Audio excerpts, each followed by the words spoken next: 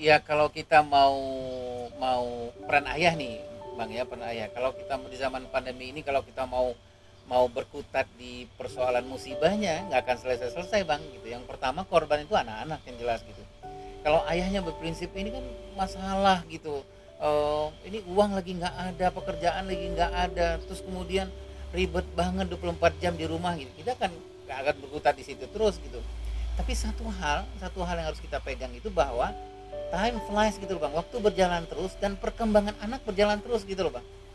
Gitu. Anak-anak kita nggak memberikan stimulan ke perkembangannya, anak-anak kan berjalan terus gitu. Yang rugi ya kita gitu. Sebab nanti apa yang kita mau berikan yang tidak kita berikan hari ini itu akan munculnya ke depan gitu. Nah, nanti kita akan menikmati sendiri hasil apa yang kita berikan hari ini. Kalau saya, Bang, kalau saya ngelihatnya ini ya mungkin mungkin agak susah, butuh kesabaran yang luar biasa. Kalau saya ngelihatnya nikmati ini sebagai sebuah berkah, Bang, gitu. Kalau di sisi fathering, artinya bahwa ini saatnya di mana memang peran ayah itu memang mau nggak mau dituntut harus ada gitu, Bang, harus mainkan peran ayah gitu, Bang, mau nggak mau gitu loh, Bang, terpaksa atau tidak memang harus kita mainkan. Tapi kan sekarang PSBB udah mau kelar ya.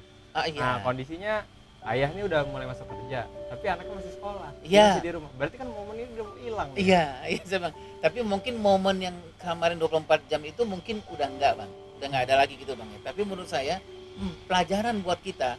Kita sudah ninggalin momen yang begitu panjangnya waktu gitu loh, Bang. Artinya, sekarang kita harus cari waktu yang bermakna.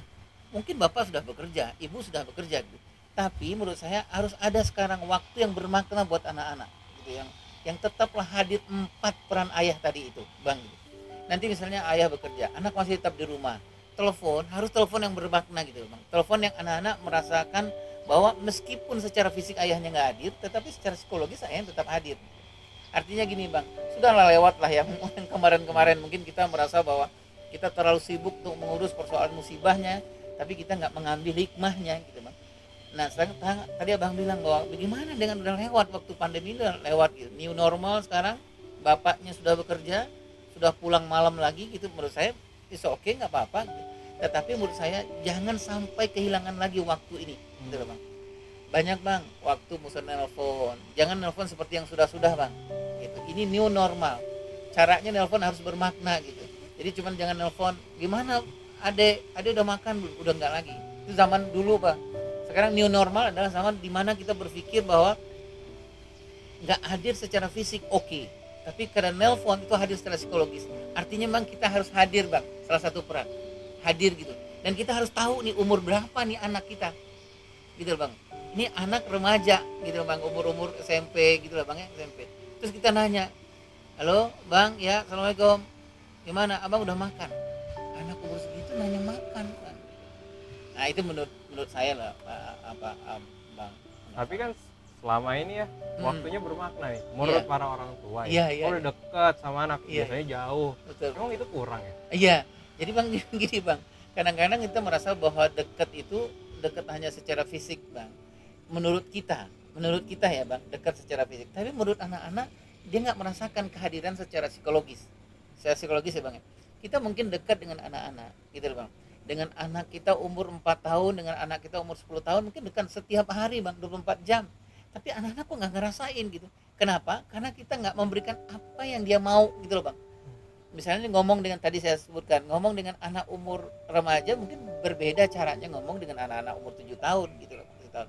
Itulah sebabnya meskipun nih, Bang, zaman sudah selesai, pandemi sudah selesai, anggaplah sudah selesai dan bismillah sudah selesai gitu loh, Bang. Amin. Ini ada zaman new normal. New normal itu menurut saya empat peran yang dibutuhkan anak ini dari ayah jangan sampai lewat gitu. Jangan kasih lewat maksudnya. Pertama tuh tokoh ayah itu harus mau tidak mau tokoh spiritual gitu loh, Bang.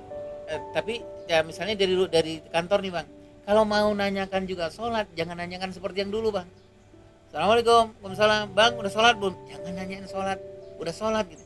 Cari yang lebih bermakna dari itu.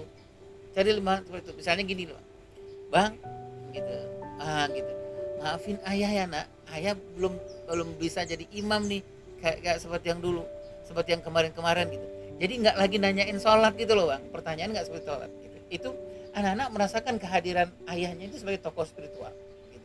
Atau mungkin gini, ketika ayahnya mau pulang, ayahnya telepon gitu, nanya gitu, ayah lagi di depan toko jual martabak nih bang, mbak gitu. Ini martabaknya enak, tapi ayah nggak nemu ini ada tulisan halalnya. Menurut kamu gimana? Itu loh bang. Jadi memang harus ada new normal, ada new fathering gitu loh, bang gitu. Jadi nggak bisa lagi. Kemarin udah lewat, udahlah. Anak-anak merasa bahwa ada ayahnya gitu secara fisik, tapi dia nggak merasakan kehadiran ayahnya. Satu, tokoh spiritual bang, mau nggak mau. Yang kedua, ayah memang harus memainkan peran secara emosional. Jadi memang nggak bisa lagi tempat anaknya sekedar anaknya sekedar bahwa dia tahu tentang sedih itu seperti apa, hanya seperti knowing aja gitu, seperti hanya untuk main onnya aja, hanya untuk sekedar pengetahuan aja gitu bang. Saya bilang nih bang ke diri saya, dari kecil saya tahu bang sedih itu seperti apa, kecewa tuh saya tahu bang, diceritain sama bapak ibu saya gitu, Rasulullah sedih itu apa, sedih banyak bang di sini, tapi saya nggak pernah bang hands on learning tuh nggak pernah. Nah, Saya nggak pernah itu gimana tuh ya? gitu bang. Hands on learning itu adalah sedih itu seperti apa, nggak sekedar hanya dicontohkan gitu loh bang, maksudnya dikasih pengetahuan tetapi memang harus, misalnya gini contohnya, ayahnya pulang nih, terus kemudian Waalaikumsalam, Waalaikumsalam, ayah rekayasa, bukan rekayasa, ayah cerita aja gitu, lihatin ke anaknya gitu. Kalau anaknya diem, anaknya nggak nanya, ayah sedih ya. Kalau anaknya nanya, udah ayah mulai agak rekayasa, misalnya bang, abang nggak nanya ayah dalam keadaan sedih atau enggak, nah gitu loh bang. Ini new fathering, bukan jadi bukan yang lama-lama Assalamualaikum, Waalaikumsalam, udah selesai, nggak bisa lagi, nggak seperti itu.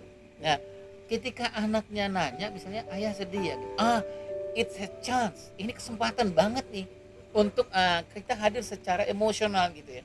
Kita mau jelasin tadi itu ayah kan jalan nih, ayah jalan, terus ayah bawa mobil, kan lagi hujan, ayah benar-benar nggak sengaja, terus tiba-tiba itu agak ngebut, ayah ngebut, terus kecipratan ada seorang ibu-ibu yang lagi jualan gitu, ya Allah, gitu lah bang. Itu toko emosional gitu. Si anaknya bilang, ya ayah kok tega banget, gitu loh bang. Terus emang kenapa deh gitu, ayo kita kesana yuk gitu. Itu kan orangnya sedih banget ya, gimana dengan dagangannya apa. Itu tokoh yang maksud saya hands on learning gitu bang. Jadi anak nggak bisa lagi bang. Kenapa harus kita lakukan hands on learning ini buat anak-anak kita? Kalau Allah takdirkan lagi ada bencana atau apa, anak-anak kita nggak hanya sekedar simpen di rumah, dikekep di rumah, nggak seperti itu bang. Tapi anak kita sudah mulai berpikir gitu loh. Dia memikirkan cara keluar seperti apa, dia memikirkan, ya tetangga kita udah makan apa belum, gitu loh bang. Gitu. Itu tokoh emosional. Yang kedua itu peran secara anak-anak secara fisik bang, hadir secara yang ketiga secara fisik. Jadi memang ada ayahnya yang dia lihat, ayahnya yang bocor genteng, ayahnya yang naik gitu bang gitu. Atau ada orang di rumah, di depan rumah yang yang nggak terlalu buat nyaman keluarga, ayahnya yang ke depan, secara fisiknya dia ngelihat ayahnya gitu loh. Atau ada ibunya ini ngangkat cucian gitu loh bang, itu ayahnya gitu. Atau yang paling gampang galon lah bang, galon gitu. Jadi dia ngelihat nih bang, otot bisep ayahnya itu dia lihat bang, ngangkat gini tuh dia lihat. Itu yang perlu peran ayah yang ada di anak-anak kita. New normal, new fathering gitu bang. Nah yang terakhir yang keempat adalah ya itu tadi bang. Tadi yang pertama adalah secara spiritual, emosional, kemudian secara fisik. Nah kemudian yang keempat apa tadi itu bang? Saya lupa ya bang yang keempat itu. Psikis. Ya bang. Hadir secara psikis. Dia hadir secara psikologis ya, secara kejiwaan dia hadir. Jadi anak-anak memang tempat dia untuk curhat, tempat dia baper, untuk tempat dia yang lain gitu. Nah 4 ini menurut saya adalah new fathering di dalam new normal. Nah, itu menurut saya bang. Para teman-teman, bapak, ayah, bunda yang melihat channel Langkah kita lagi merayakan Hari Keluarga, hari di mana kita banggakan keluarga kita kembali keluarga kita sepakat bahwa keluarga adalah yang terbaik gitu. Baik keluarga, baik negara. Hebat keluarga akan hebat negara. Kami di Langkah Kita akan bagi-bagi hadiah. Istilahnya sekarang itu giveaway. Gitu ya. Giveaway-nya nanti ada buku bestseller dari Ajo, Ustadz Ajo Benri. Ini sudah masuk rekaman hampir ke 20.000. Nanti dapat, ini milik ayah, nanti milik bunda. Kemudian ada buku saya, Aku Mau Ayah. Kemudian ada kaos, kaos dari Yayasan Langkah Kita, dari parlemen, dan beberapa merchandise yang lainnya.